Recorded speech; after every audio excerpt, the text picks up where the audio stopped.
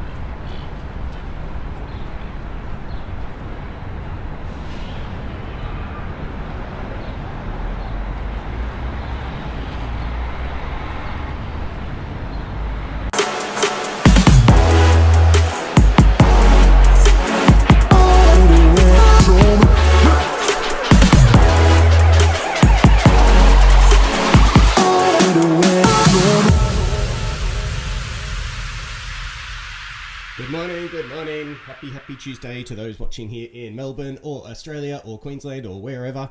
Maybe not Perth, it's 4 hours backwards. So they're probably backwards in a lot of things, to be honest. Good morning, Emma. First one in. I can see 3 people watching, 4 people watching, 2 likes already. Thank you very much for that. It is a new channel. We've been going for about 2 weeks and I'm just enjoying the process. I was literally 10 minutes ago lying in bed with my little girl and tickling and all that kind of stuff, and I look at the time, I'm like 10 to 8, so that's why I'm a little bit later than usual this morning. You're awake, good to see you, Milan. Mr. Check 2000. And speaking of check, I gotta do something. I gotta check my stream. Come on, there we go. Oh, I didn't want to do that. Hang on a second. Yeah. Denied screen recording. Hold on a second. This isn't going to take me too long. Show custom area. Where is it? Listen to the music. Can anybody guess where this is? Hang on, I've got to press some buttons here. Press. This is what happens with a Mac. Frustrating. Freeze that. How's that look, everybody? That looks alright, doesn't it? Now, speaking of Czech, what was I saying before? Check. This is the Czech Republic. The Czech 2000. Scotty Davies. No, not Paris, you were close. We are an ultra low latency today, so anything you say gets to me in about 3 seconds, 4 seconds flat. And yeah, this is Prague in the Czech Republic with techno music. I was gonna say, Czech, have you been to Czech? I bet you have. You wouldn't be called Czech if you hadn't been to Czech. Hopefully you haven't been there 2,000 times, maybe 2,000 days. I love Prague, it's so cool. I haven't been yet, it is, look at how magical that looks. It's like a mixture between Italy and Harry Potter. It's pretty bloody cool, and this guy is just obviously taking a nice scenic route through Czech. Look how well carved those trees are. I bet that was intentional. And all through that, there was this dodgy sign right in the middle there. So I hope everyone's having a good morning. Oh, what happened to my voice then? It's like I was 16 again. That's a funny story. I'll tell you. If my friend Stuart is watching this after the fact, he'll kill me about this story. And it's not really about the subject matter of what this feed is, what the stream is all about. Looks like a fairy tale. It certainly does, Emma. We got, as part of our Year 9 expeditions, when we went to the Melbourne, I think it was the Melbourne Art Gallery, something like that, and it was all of Year 9s packed. Year 9s, I'm from both schools. I went to Caulfield Grammar. There was Caulfield Campus, Wills Hill Campus. We both merged and we went to see an interview for just us Year 9 people with Baz Luhrmann, who directed things like The Great Gatsby, and obviously he did Romeo and Juliet as well. He did that, and that's why I think Leonardo DiCaprio's been around for quite a while with him. Anyway, so it gets to Q&A time, and imagine we're all there, we're all in our blazers, or everyone's asking really good questions. And my friend Stu was going through his puberty at that time. I think he was a late bloomer. And we elbowed him and we're like, why don't you ask if they used real guns in the in Romeo and Juliet when they were filming it? And so he puts his hand up and Baz Luhrmann looks at him and says, you? And he goes, did you use real guns? And the poor thing, his voice cracked halfway through that sentence. And the whole crowd lost their minds. And he's a bit of a joke, a bit of a prankster, this guy. And ever since that day, so many times did we say, Stewie, did they use real guns? As we're watching movies and things like, very funny stuff. Czech, he shows you everything about Prague and Czech Republic. And makes sure you don't get scammed, and shows you all the cool touristy things to do. A bit of a touristy at times for beautiful. If you want to check something cool, check out Honest Guide Prague. I'll check that out. Maybe we'll find some more bike paths, but I think this guy's on a bike. Or it's walking, actually. It's a treadmill, virtual scenery. That's why it's going a bit slow, but let's get fast. What am I going here? 119. Increase the intensity. Alright. Topic of the day is breakups. What is the worst breakup you've ever done, or you've had happen to you? And we're talking experience here. We're not talking something that you saw someone else do, or you've seen in a movie, or something that you've personally felt. And I've had my fair share of breakups. I've done my fair share of breaking up. I wouldn't say I'm the best breakup person. I wouldn't say I'm the worst either. But write your worst or craziest or most hurtful breakup. I think let's just have a chat. Let's get through it.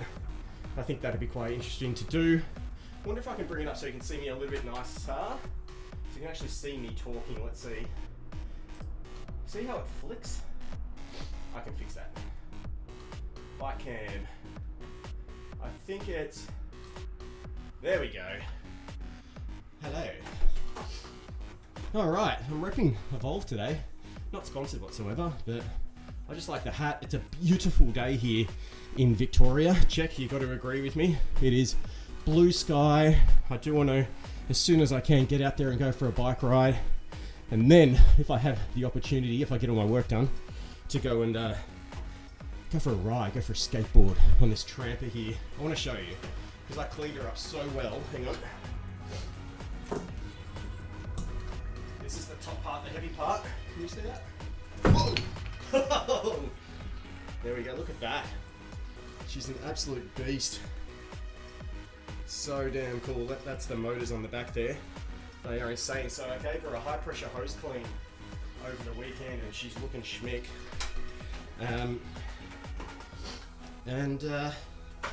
Now that the weather's nice, I don't think I'm going to get her muddy for a little bit, but it's so easy to clean. Just high pressure hose for 5 minutes and you're done. Alright, so hip hoop. I got accused of cheating on someone by my boyfriend's best friends, and then the guy broke up with me without talking to me because he believed his friend and not me. Well, all I can say is you've ended up with Danny. You've hit the jackpot.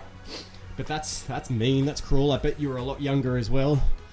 Those kind of things seem to happen in schoolyards, you know. There's this rumour mill that goes around and people are convince other people that, oh yeah, they're cheating on you, you should break up with them, rah, rah, rah.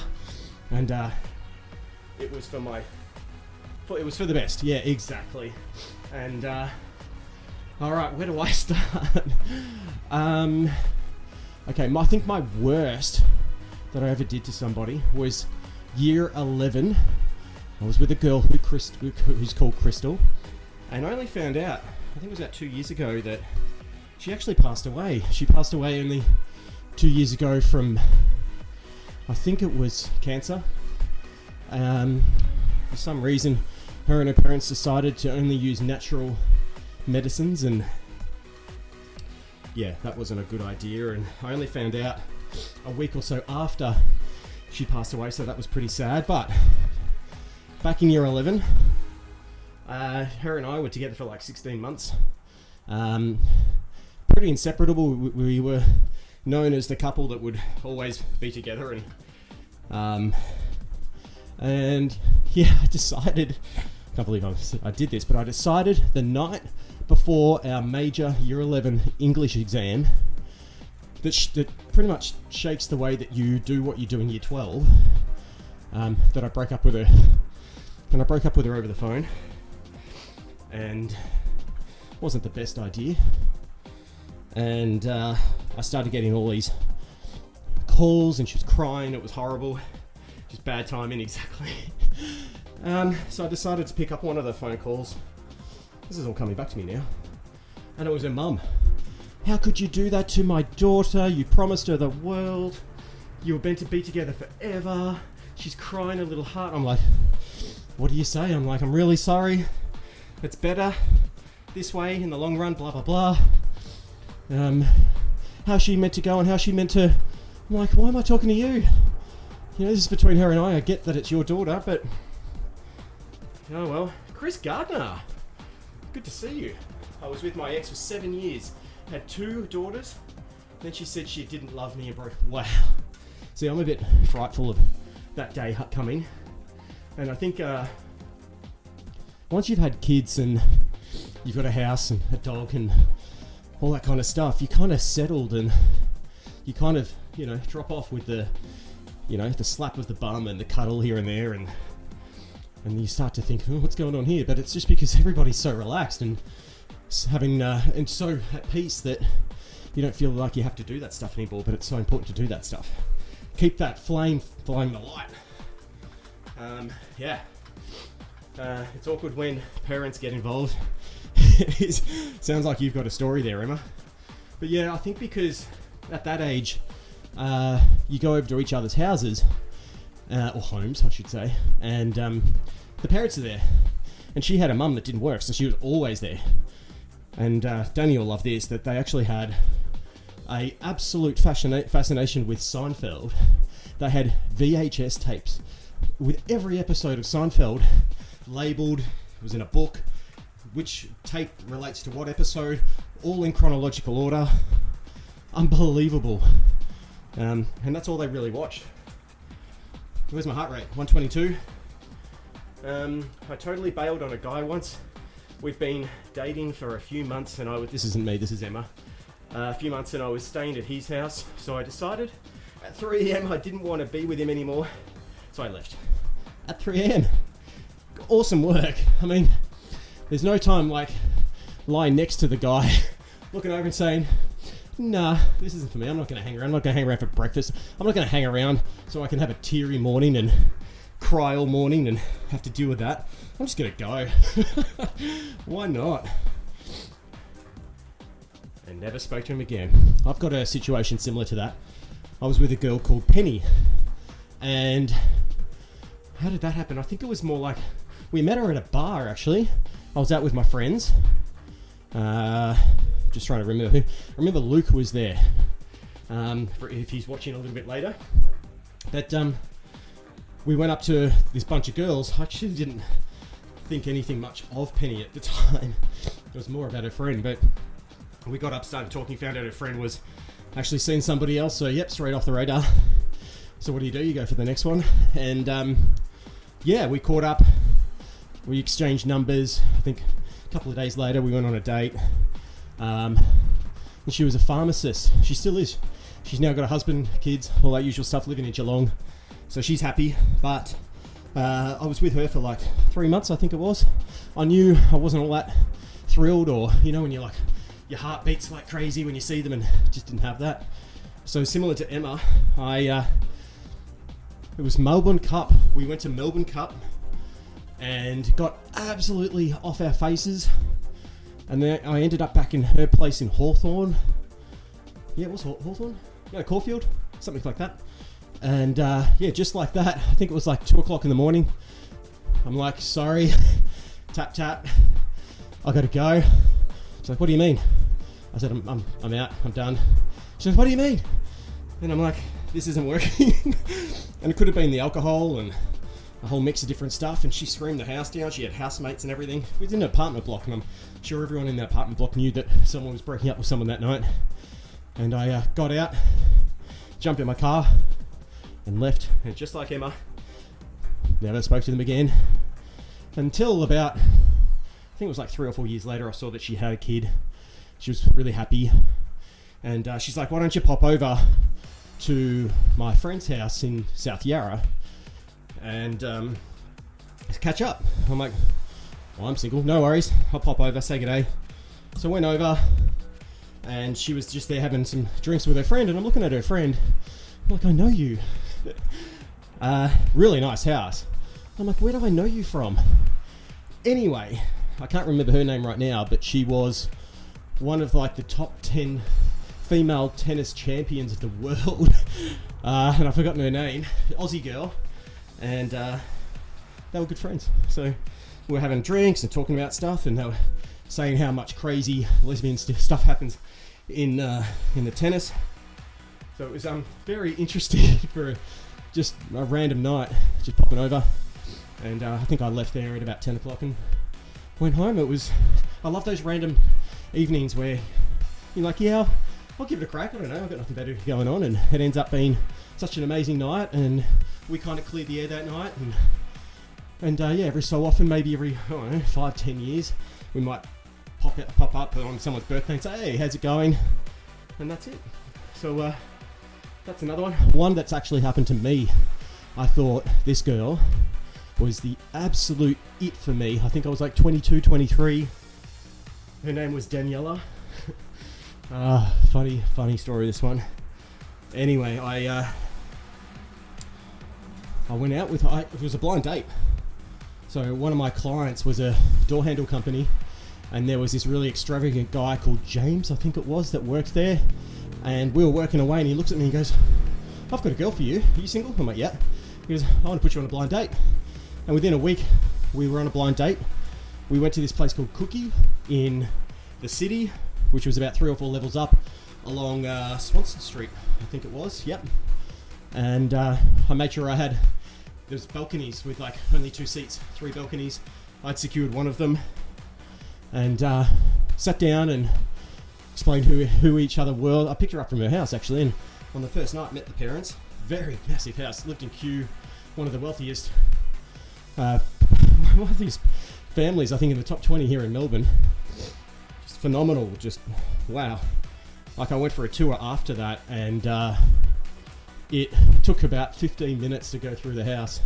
Wine cellars, entertainment quarters, like 6-7 bedrooms, spa, pool, tennis court, you name it, they had it. 4-car garage. Unbelievable. But so we went on this date. Yeah, we hit it off really well. I think we went away to Sydney once. Her parents were really wealthy that they took us to Hamilton Island. No expense spared. Stayed in like this incredible place. Had its own pool overlooking the Hamilton Island waters, and took us out to the most extravagant restaurants there. And I heard her dad's like, yeah, bring out the 56. And I'm like, what's the 56? And it was this bottle of red that he'd had there, and they brought it out because they thought it was a special occasion, us all being together, which was really nice. And yeah, it all went well. The whole family was there. her sister had her boyfriend with them. But every single that night where he brought out this $500 bottle of wine or whatever it was, and we're all drinking, I'm like, this is fantastic. Her and her sister were having fights and making her dad feel really down, and so as soon as everyone went to sleep, I'm like, come here to her dad. Her dad's name was Mario. We sat down and we just pounded the whiskey and talked, and it was just really good fun, and it made him, I think, feel a little bit better. So I thought everything was going all right. And I organised, this was about another 16 months in. I seem to have hit the 16-month mark, and either I say nut or they say nut, but it hit the 16-month mark. And I took her to a place called the Beachcombers in St Kilda.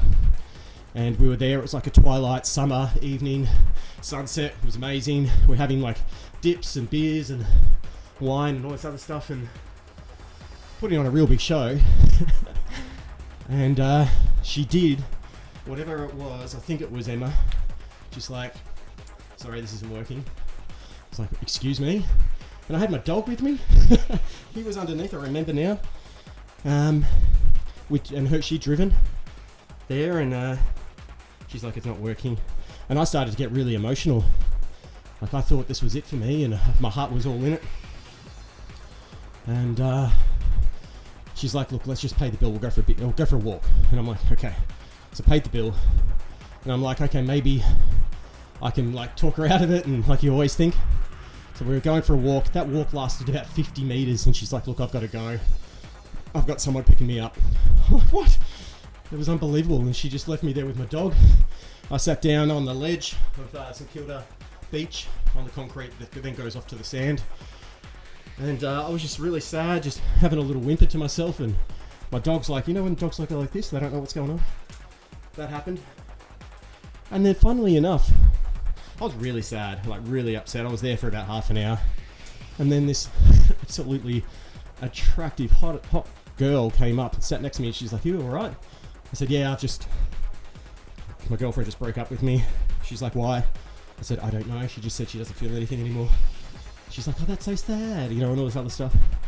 And I'm like, what's going on here? Anyway, I wasn't really thinking anything. She put her arm around me. I'm like, what is this? And my dog's like, rrr. And she's like, oh, like, and I'm like, no, he's not going to bite you or anything. But it was nice. It was really nice that there's some random girl off the beach saw what happened, and came up and said it's going to be all right. Don't worry. She doesn't deserve you, all the usual stuff. And it was quite nice. How did my wife and I meet? Now, there's a story. That's definitely not a breakup. We never broke up either throughout the entire process from when we first met to now. No, that's it, we're done. Get back together, none of that stuff. So it's been peachy all the way through. So how did that happen? Oh, I'm just remembering now. She moved into a new place in St Kilda, in Brighton actually. She was renting with one of my friends, Paulie, and they had a housewarming. How long have we got? 4 minutes. Can I do it in 4 minutes? And we're all over there, all us mates. It would have been about 15, 20 of us. We're all having a good time. I didn't know it at the time, but one of her exes was also there for the housewarming, who knew her parents quite well. I was there, Paulie, a whole bunch of guys. Anyway, we're drinking all through the night, having a good time, had the camera out. Just the, digital camera, not YouTube camera or anything. Not way back then. That would have been 11 years ago or something, maybe 12. More, maybe. Anyway, she's like, let's go out clubbing. And I'm like, yeah, let's do it. And it was only like, in the end, 4 or 5 of us out of the 20-something people that decided to go along. And we ended up in the city. One of my mates, Jonathan Adam, who I still speak to, who's DJing on Facebook right now. We all went down. I think I met him there, actually. He wasn't part of the housewarming, but he rocked up. And as soon as we got there, I'm like, yep, let's get some shots of Sambuca. Back in the day, Sambuca was awesome. And lit that up. We ended up in this like underground R&B nightclub. Like Usher playing, Dr. Dre, all that kind of stuff. So we're all doing this kind of moves. And I could tell this ex of hers, who I didn't know was still an ex back then, was all over. I'm like, I really liked her. I thought she was great. And I could tell she wasn't all that keen. And I'm like, so I went up to her and I held her waist. And she didn't like push me away or anything. I'm like, okay, cool. That's all right. And then He went off to the bathroom or something. She went off to get some fresh air outside. And I noticed when she walked back inside, because I could see it from where I was, that she leant up against like the side of the door. And I'm like, here's your chance, Jay. So, kind of like, how can I explain this? I could see her, she could see me. I went towards her. She had no idea what's going on. Her eyebrows are like, what's happening here? I just went up straight to her. Eyes still locked, didn't move, didn't adjust. Went in for the kill. And that was it. Made out. Had a good time. I found out that she opened her eyes and could see her ex, and her ex's just jaw dropped from when he came back. And he left. He left the club and probably did what I did in the last story. Went and had a cry somewhere. And we kept dancing for like an hour or so, and then we're like, yep, this is it, let's head home. And we're getting into the taxi with everybody else that came along. There was 5 of us to start, there was 4. And out of nowhere, just as we were closing the door, her ex appears from nowhere and jumps in the car too. I'm like, no! So I thought that was one of the best nights I think I've ever had. And we got back to her place again. And I'm like, look, let's just not take this any further. How long have we got? Is that 27? Oh, sweet. I slept on the couch like a gentleman. She went to her room, and all us other people were all over the couch in other rooms. I ended up in one of my mates' rooms, Paulie. I head-to-toed him, and I woke up in the morning, and I took off. I was like, yeah, that was great. I'm not going to push my limits. I'm not going to hang around like a bad smell. Got in my car, went home, and on my way home, I sent her a text message, because that's what you did back then, saying, great night, looking forward to catching up with you soon. She wrote back, yeah, let's go catch a movie tonight. I'm like, okay, cool, let's do that. And I only found out like months after that ex of hers was actually sleeping on the floor in her room because she couldn't get rid of him. And they talked all night and how he loved her and blah blah. And I guess at that point in time, no one that's over someone wants to listen to all that crap. So she just fell asleep, and he fell asleep on the wooden floor. So yeah, he's gone off and he's had other girlfriends, and I'm sure they stay in touch once or so. But that's the story of Sophie and Jay. There you go. 20. My eyes. I'm not wearing my glasses today. So bad. I can just barely read what's on the screen right in front of me right now. So there you go, Emma. That's how that happened. I'd love to hear the story of Danny and Emma one day, and maybe we can hook that up. Emma, you could be on 1/3 of the screen. I could be on the other. You can be doing some hula hooping. Let's see if you can tell the story of Danny and Emma. We know how you got married in Vegas. That's amazing. But we'd love to hear how it all happened. I think I do know. I think you were on a boat. And how did that happen? Everyone thought you'd be a good couple or something, and you hooked up one night, and that was it. And then you ended up staying in his staff quarters, I think. I'm pretty sure I've heard that before. We met on a cruise ship. I thought so. You're both working. You were doing something. You might have been doing your hula hooping. I'm not sure. So there you have it. 30 seconds to go from what I can see. I was the girl next door. Oh yeah, you had a girlfriend at this. Maybe Danny had I can't remember now. I'd love to hear that story. I think a whole bunch of people would love to hear that story too. Milan, I have a quote coming through to you today. Milan last night asked if I could help him with some website work, some grant work. So yeah, I'll get that through to you today, mate. If you can, just send me... Actually, I've got all your details. That's all fine. Whew. Oh, it feels good. That was some good story times. I do have many more breakups that we can go through. So if you enjoyed this particular subject, let me know. And we might do it again sometime. Oh, look, someone's on a... what do they call those? A hoverboard? That's what they're called. Scotty, I want to hear about your breakups too, mate. And Scotty, I think we've got to just figure out if you can be on this Sunday night stream. I'd love to have you. We'll do another e-skate trivia. Just talk crap. It'll be good fun. Let me know too. Send me a message. Alright guys, it's over 30 minutes. And we'll see you. What did I do? 1:26 beats. We'll see you next time. Catch you guys. Bye. Actually, where's my outro? There it is. Alright, see you guys.